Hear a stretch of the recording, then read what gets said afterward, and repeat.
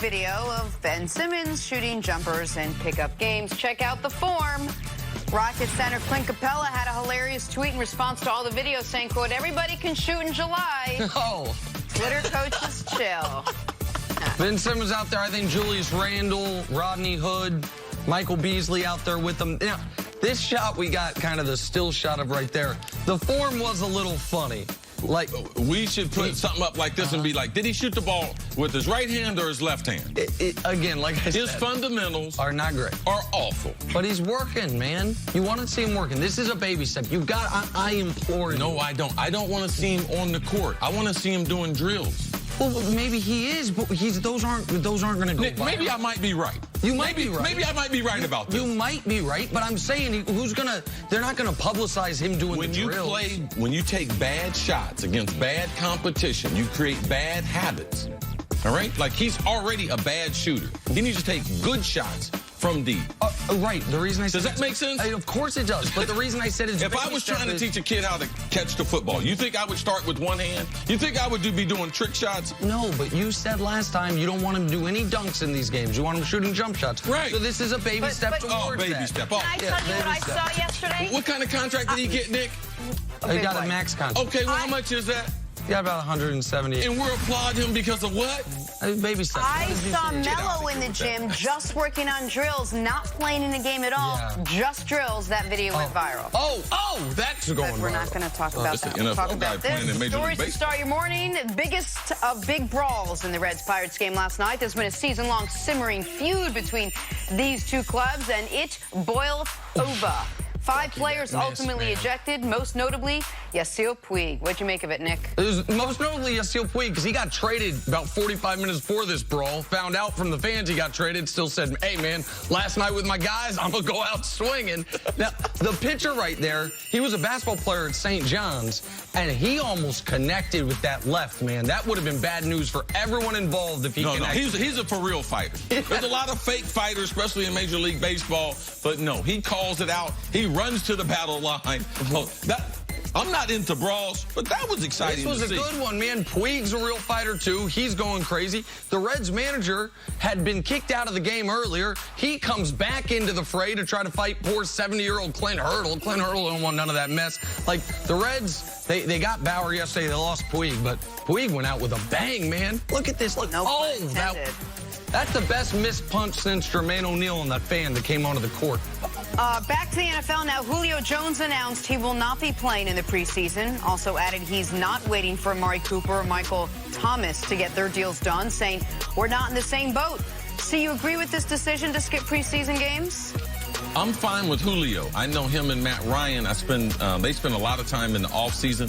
I talked to both of them last season. They talked about how they're in sync with each other. They have experience, not only in-game experience, playoff experience. No, Julio works as hard as any receiver, not only during the game, but also in practice.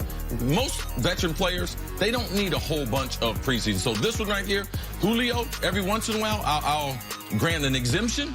Julio, he has it. Yeah, I mean, he's doing the exact thing you recommended he do, which is if you have the agreement on the contract, show up.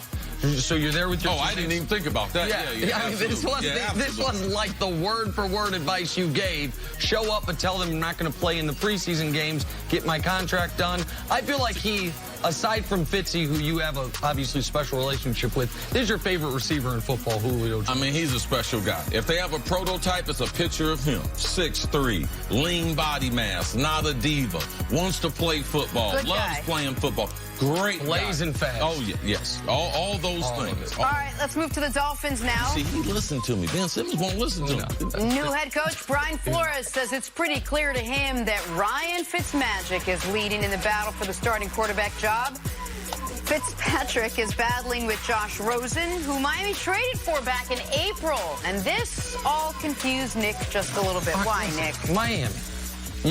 You got fortunate you were able to get a prospect the level of Rosen for only a second-round pick via trade. We know, for good and for bad, what Fitzy is.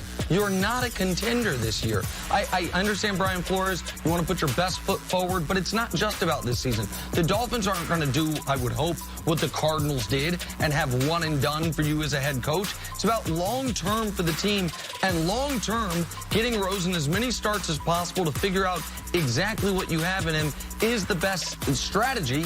He has a year in the NFL already. I don't know why Fitzpatrick would possibly be the starter over him when we know what Fitzy is. Well, this is the thing, Nick. When you run the NFL locker room, you tell the players, the best players are going to play. So I haven't been to one Miami practice. Let me tell you what's happened. Fitzmagic has looked a lot better than Josh Rosen. That's the only reason why Brian Flores would make this type of announcement. It sends a consistent message to the locker room, regardless of what your status is, draft or whatnot. If you do not practice well, he's from New England. You must practice well. Josh Rosen has not practiced well, and Brian said, it's clear to me. It's not a race. It's not close. It's clear to him. So he is doing the right thing as far as establishing his program. You can't put a guy in there on potential. Whoever plays the best should earn the starting spot, and right now, not one of my favorite guys is Fitzmagic. All right, back to the Cowboys and the standoff Josh that is. probably heard that with them big ears he got. Zeke versus Dallas. Zeke wants a hefty new deal. Cowboys clearly taking issue with the hefty part, mainly because Ezekiel Elliott isn't the only player Dallas needs to pay. Dak Prescott and Amari Cooper both looking for new deals as well. But according to Stephen Jones, taking care of them won't be easy.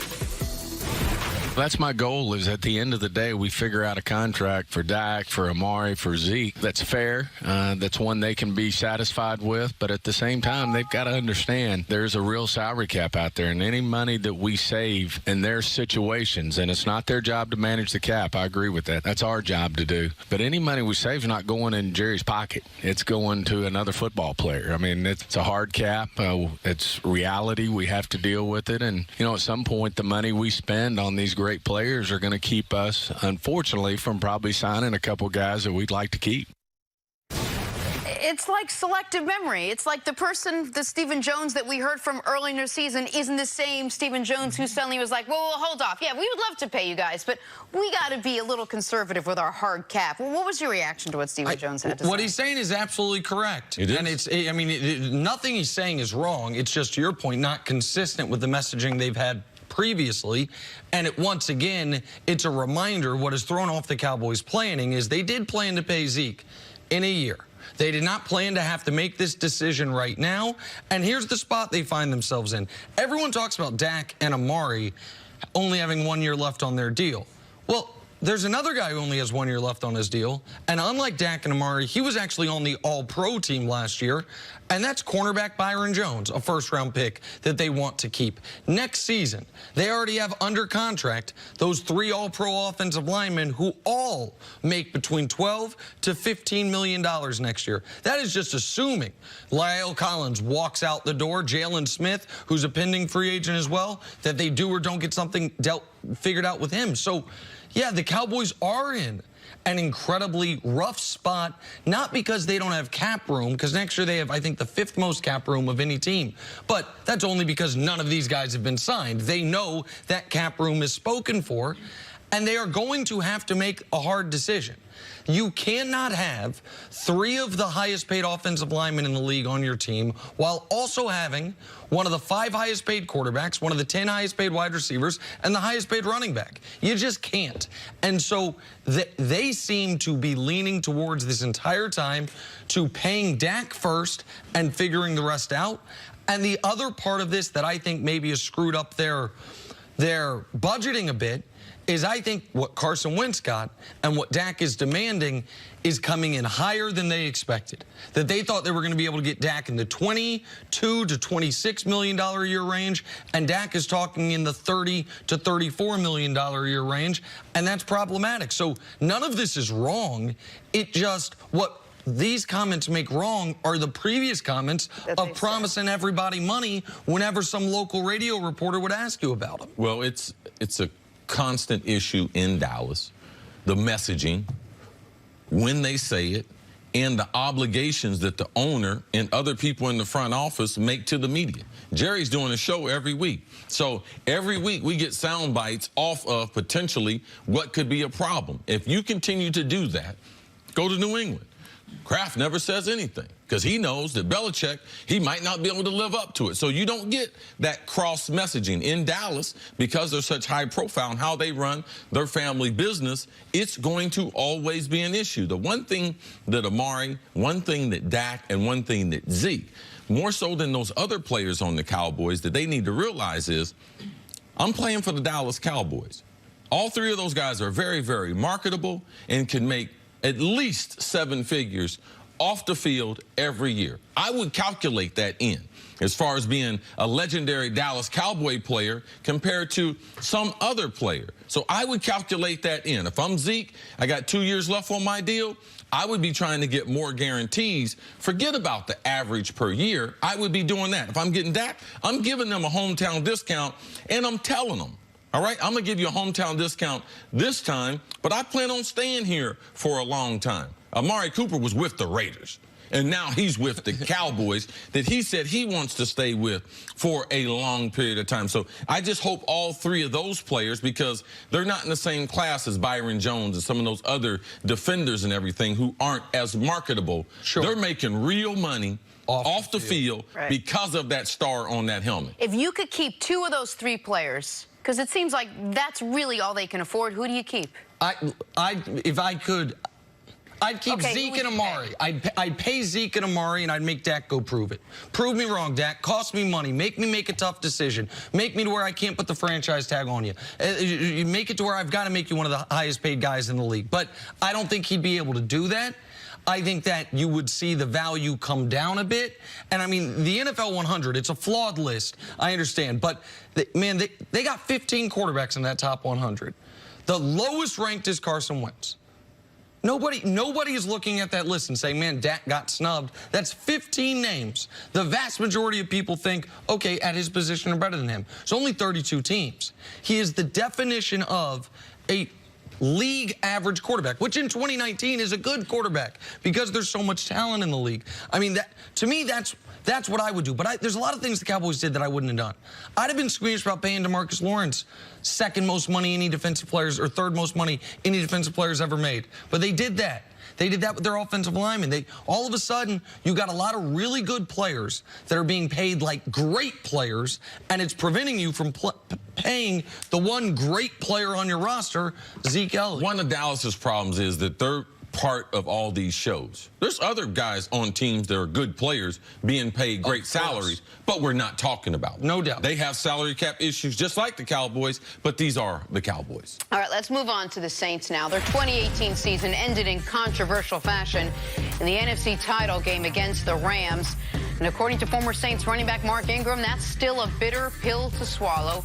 He said that is something that no one on our team, no one in our organization will ever get over. That is tough. When you get to that point, basically one play from the Super Bowl, there's no justifying that. There's no comfort in that. CeCe, what do the Saints have to do to break through and win the Super Bowl? Well, the last couple of years have been tough. 2 years ago, the miracle in Minneapolis in the divisional round. They have that game won. All they got to do is defend the Hail Mary, knock the ball down. That's all they got to be able to do. Stephon Diggs takes it in. Vikings go on to lose to the Eagles. They go on to win the Super Bowl. Then last year, you think you can't top that? Oh, they did. They got home field advantage. They're playing the Rams. That was a great football game that was destroyed by a controversial call that changed the game. People say, well, you don't know if they're going to win. No, we don't know that, but you know that a bad call was allowed to continue what shouldn't have been there now that they've changed the rules. That's how obvious it was to the NFL. Can they recover? You can never go back. You think Tom Brady right now, he got 6 Super Bowls, right? How many could he have had? 9, certainly 7. And that's the way he thinks. That's one of the things you're like, man, why is the guy out there? Because of those missed opportunities. Man, I got close twice. 2 times in 3 years, we're in the NFC Championship game. Neither time did I take it for granted that, you know something, this is going to happen all the time. I don't think that they're going to recover because Drew Brees, if you look at the quarterbacks and the teams in the NFC, man, you got to run that gauntlet again. And are they as talented? I think their offense might have a little more variation than they have. Adding Jared Cook as a tight end, I believe he's going to have an unbelievable season with Drew Brees. Drew Brees is the best quarterback that he's ever played with, and his ability to create mismatches and his overall speed, I believe they take huge advantage of it. No, you don't go backwards, because even if Drew Brees was to go on and win another Super Bowl, he's going to look back and be like, man, I should have won 3 if he has 2. And so, listen, what do they need to do? I know Coach Mangini will say that years don't start where they finish. I get that. But they need to do exactly what they've done the last 2 years, which is, aside from a bad, very, very beginning to a season, they've been as good as anyone in football. 2 years ago, they start off 0-2. They then reel off 12. They go 12-3 until the Minneapolis Miracle. Last year, they started off 0-1. They lost to Fitzy and the Bucks, if you remember, in that shootout back and forth. They went 13-1 after that, until a meaningless Week 17 game where they already had the 1 seed locked up. The only loss was that shocking nationally televised loss to the Cowboys. I think it was 13-10, that defensive battle. They were the best team in football after Week 1 last year, until that non-call in the NFC Championship game. And what I'll say about that non-call is this. They could have won despite the non-call, but had the call been made, they would have won. It would have been game over in that situation if the call's made there. Now, they still can blame themselves for losing in overtime, letting Jared Goff drive the field. I understand that. But where you're nervous for the Saints is this. They're in a tough division, and those teams competing with them in their division, the Falcons and Panthers, have had the injury bug come up and bite them the last couple of years, right? Falcons had their whole defense injured last year. Cam Newton got hurt last year for Carolina. The Saints been pretty fortunate injury-wise these last 2 years. And when you have home field going through your building, when you're in good situation injury-wise, when your quarterback is doing something only one other quarterback at his age has ever done, those are the moments that you need to take advantage of. Those are the moments where your safety needs to not dive out of bounds, needs to make the tackle against Minnesota, where you need to get the right call against the Rams, and they didn't. So I think they're an excellent team, but we know it's very hard to have 3 straight great years in a row, and I would say the Saints have had great years back-to-back already. Even though Sean Payton, Drew Brees, people don't look at them, at their offense, as a physical offense, they've been able to add the physical component because Mark Ingram been special playing with Kamara. Now you don't have Mark Ingram. How do they get back to doing that? I'm concerned about the usage of Kamara as a running back. He is not a 20-carry-a-game guy, so I don't think using him 20 times a game in that capacity makes them better. I do believe their defense will be better than what they were last year. And just real quick to your point, see, that we don't always talk about the other guys on other teams that they're holding out or have contract things. Their best receiver, Michael Thomas, still ain't, they still got something to work out with him heading into this year as he's trying to finally get paid. And to your point on Mark Ingram, if you want to protect Brees, we don't talk about his age at all, but if you want to give him a little bit of protection towards the durability for the whole season, you would like to have someone in there like a Mark Ingram that could run the ball, especially late in the season. All right, we'll take a break. Coming up, could the Cowboys actually trade Ezekiel Elliott? That's ahead on First Things First.